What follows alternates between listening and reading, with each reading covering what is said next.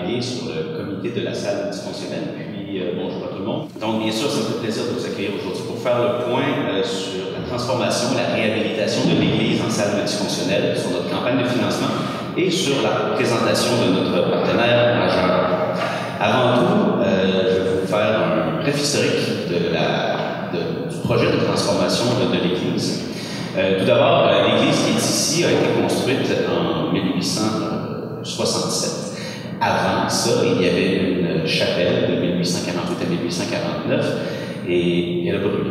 Elle a été construite en 1848-1849, elle a malheureusement brûlé et c'est cette église-ci qui a été construite ensuite. Dès 2007, un colloque sur le développement économique et social a eu lieu à Saint-Modeste. Et parmi les besoins prioritaires exprimés par la population, il y avait pour la rénovation de l'Église, la promotion pour les projets de l'Église, la création d'un centre multifonctionnel, incluant des espaces de rencontre plus grands pour nos organismes, la création d'un espace et d'un lieu réservé à la jeunesse modestoise, et la modernisation de notre bibliothèque municipale.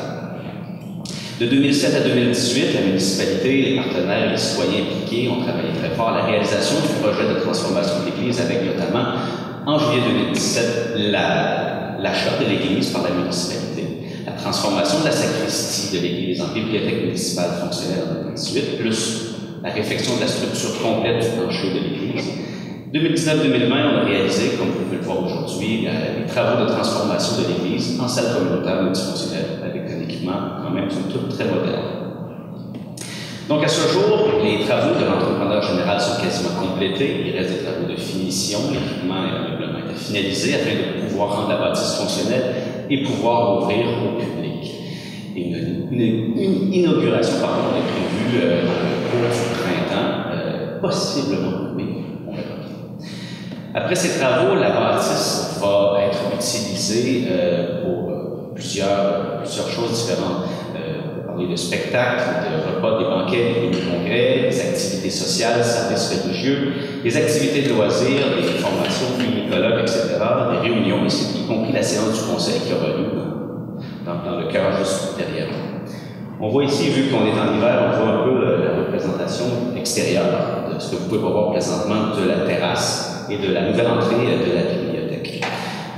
C'est un espace qui est tout nouveau, qui va permettre une prise de possession en guillemets des citoyens de leur nouveau bâtiment multifonctionnel. Cela étant dit, je vais vous parler de la campagne de financement pour le projet de la salle multifonctionnelle. On est en campagne de financement depuis le mois de juin environ. On en parle depuis presque un an aussi.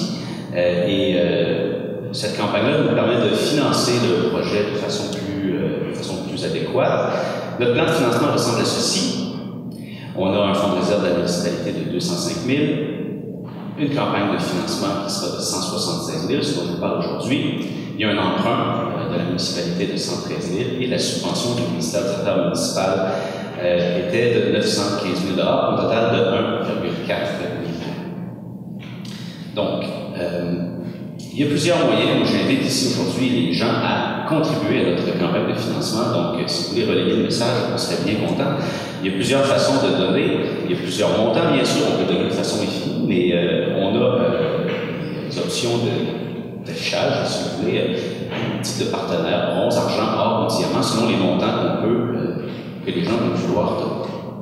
Donc, jusqu'à présent, depuis les 6 à 8 derniers mois, on est arrivé tout de même avec diverses entreprises, divers citoyens, à un montant sur 176 000, un montant de 122 275 $ tout de même dans notre campagne de financement. C'est quand même bien. Et comme dans n'importe quoi, c'est tout le temps les derniers bouts qui sont les plus difficiles. Donc, on invite bien sûr les gens à contribuer à notre campagne de financement. On peut le faire de façon assez simple en se rendant sur le site web qui a été créé à cette intention, sallesaintmodeste.wordpress.com, ou simplement en appelant au bureau municipal ou auprès des membres du comité de la salle fonctionnelle. Une fois la campagne terminée puis le bâtiment utilisé, on va pouvoir compter sur des revenus de fonctionnement pour financer l'entretien puis le bâtiment.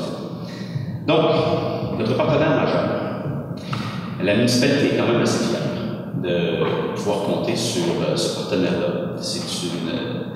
c'est la conclusion d'une entente de partenariat sur une période de 15 ans avec un directeur économique majeur de notre région. Le siège social est situé à Saint-Modeste.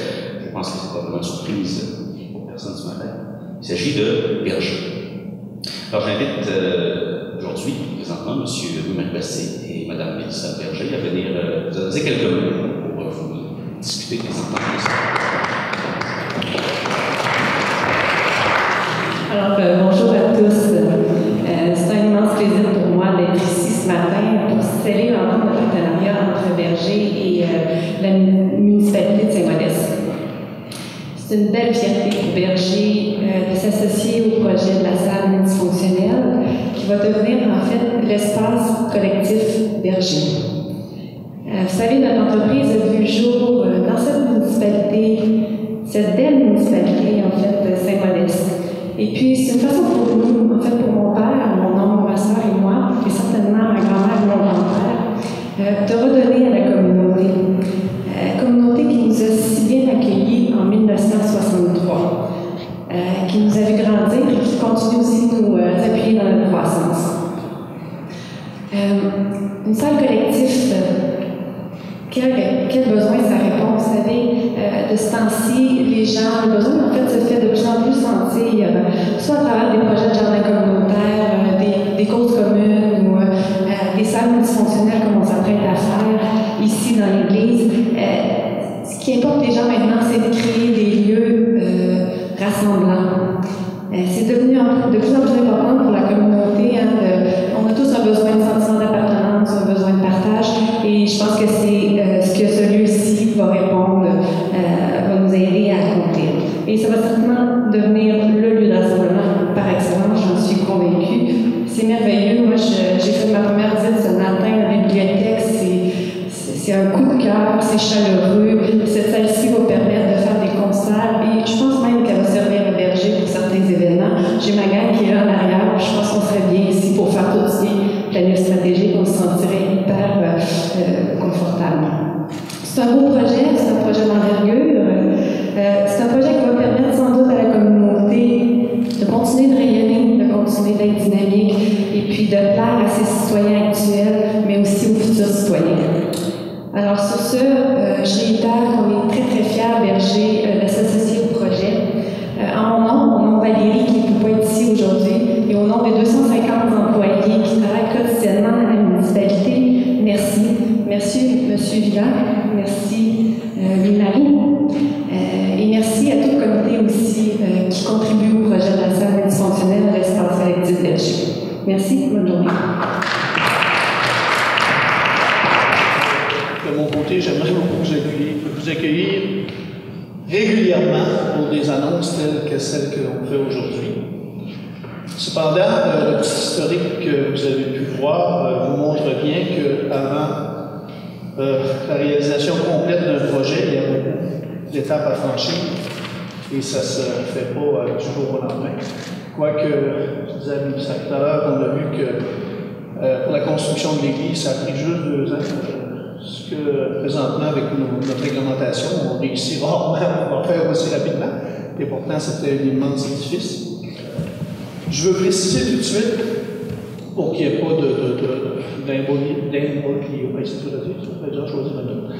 que la conférence de presse d'aujourd'hui, c'est pour annoncer le partenariat majeur avec Berger et non pas la coupure de ruban. On aurait pu penser que c'était l'inauguration officielle et la coupure de ruban. Ce n'est pas le cas. Ceux qui ont pu faire le tour en pur ont vu qu'il reste encore certaines choses à peaufiner avant de pouvoir faire une ouverture officielle à la population et faire une coupure de ruban. Donc, mais c'était important pour nous d'annoncer ce partenariat-là avec Berger dans ce magnifique projet qu'on est à veille de pouvoir concrétiser de façon définitive. Puis, en ce qui me concerne très personnellement, c'est que ça fait plusieurs semaines que j'avais hâte de pouvoir vous inviter à venir visiter cette salle-là parce que je pense parler au nom du conseil, mais disons en mon nom personnel, Je suis extrêmement fier du résultat qu'on a pu obtenir dans la restauration de cet édifice patrimonial-là. Je pense que vous allez voir qu'on a pu allier, garder ce qu'on avait de patrimoine au niveau de l'édifice et ajouter des technologies du 21e siècle. Donc, je pense que c'est un tour de force qui a été réalisé de pouvoir faire ça, puis en gardant un cachet très particulier. Et on va avoir l'occasion de voir dans différentes rencontres, mais là, vous voyez, juste au niveau de l'éclairage qu'on a durant la journée, c'est complètement différent le soir, ça donne un cachet complètement différent. Et c'est très beau. Moi, je vais arrêter de dire que j'en suis fier. Je trouve ça beau. J'espère que vous êtes du même avis que moi. Donc, nous trouvions important, nous, de pouvoir présenter notre partenaire majeur qui permet d'offrir à notre population une infrastructure, comme je disais, à la fois patrimoniale et qui va répondre à ses besoins pour le futur. Nous sommes persuadés que ce nouvel espace deviendra non seulement un endroit de rassemblement, mais saura traduire le dynamisme et l'énergie de notre communauté grandissante, des qualificatifs que l'on peut aussi associer à l'entreprise Berger. Donc, quand on parle de dynamisme et d'énergie, je pense que ça s'applique très bien aussi chez Berger. Les transformations que l'on a faites ont permis de regrouper au même endroit la bibliothèque, la salle du conseil municipal qui est derrière moi, et aussi cette merveilleuse salle polyvalente qui va pouvoir servir comme lieu de rassemblement et aussi qui sera dédié, comme j'ai pu en parler un peu tout à l'heure, à la culture et aux arts sous toutes leurs formes, et ça, on doit essayer d'en faire aussi une vocation principale. En terminant, je veux dire merci énormément à Berger de s'être montré intéressé dès le départ à nous soutenir dans ce projet. Donc, dès ma première rencontre avec les gens de Berger, on a eu une ouverture extraordinaire, même si dans ce temps-là, on présente juste les choses sur papier. C'est de la modélisation qu'on peut présenter pour donner ce vers quoi on veut aller. Et je pense que personnellement, je trouve que ça apporte énormément mieux une fois qu'on est dedans, plus que ce qu'on a vu sur papier. Et je suis convaincu que notre partenariat à long terme en sera un gagnant-gagnant pour les prochaines années. Donc, merci beaucoup encore à Berger. Merci à tout le monde de votre participation. Juste en terminant, je voudrais dire qu'aujourd'hui, c'est une rencontre officielle média pour annoncer ce partenariat-là. Mais les gens de ma gang, on a prévu faire des portes ouvertes plus tard en saison, un peu plus tard, pour pouvoir que la population vienne s'approprier, visiter aussi ce magnifique lieu et pouvoir avoir une idée de ce pourquoi on les sollicite. Merci beaucoup. Bonne fin de journée.